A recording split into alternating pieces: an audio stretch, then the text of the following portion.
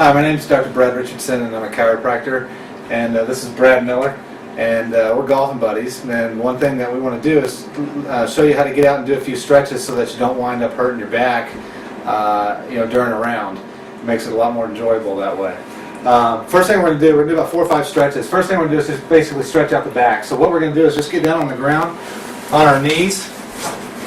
And what I like is just go ahead and try to put the bottom on your knees as close as you can. And then just try to reach your hands out as far as you can, getting your belly as close to the ground as you can. And Brad, you should feel that pulling just right through here. Yep. Yep? Good? Yep. Okay, from that position there, we're going to go to what they call the downward dog. And the downward dog is basically where you just keep your hands about shoulder width apart and just raise your knees up. And what you want to try to do is just basically put your heels as close to the ground as you can. And this is going to be difficult. You're going to feel this through the hamstrings as well as the calves. And try to get your bottom as high up in the air as you can. And if you're having a difficult time with that, you can certainly walk the hands backwards. And you should feel that all through here as well as down the calves. And then just to relax, you just want to bring your feet up. Just come up on your toes. There you go. And that'll take some of that pressure off. And then you can hold that for about 30 seconds and then go back down. All right? Next thing we want to do is trunk rotation. And trunk rotation is very important. That's where you get all your power from. And so what you're going to do is basically put your feet about 3 feet apart. So you're putting your left leg front. So put your feet about 3 or 4 feet apart and your hands in a T. And what you're going to do is basically rotate your trunk to where you're going to get your left hand up in the air and the right hand you're going to bring down and put on the opposite side of the foot.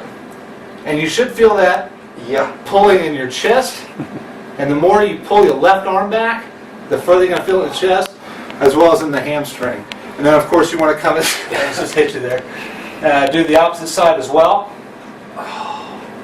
And just hold those for about 30 seconds. Repeat them about 2 or 3 times.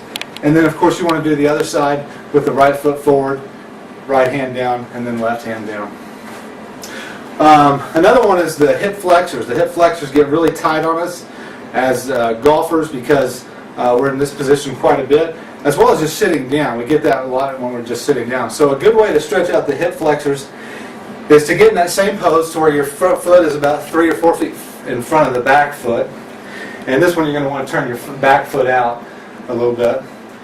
And then all you're going to do is take both your hands with your trunk facing forward, take both your hands and bring them up and grab each other to a fist. And just lean back as far as you can. And then if you'll try to drive your front knee over your front foot, you should really feel that pulling right through here. And that's really opening up that hip flexor. And again, same thing, you're going to hold that for about 30 seconds or so. And then relax and come back up. And then, of course, you want to do the other side as well. That's all we got for today. Thank you very much. And hopefully you go out and beat your buddies.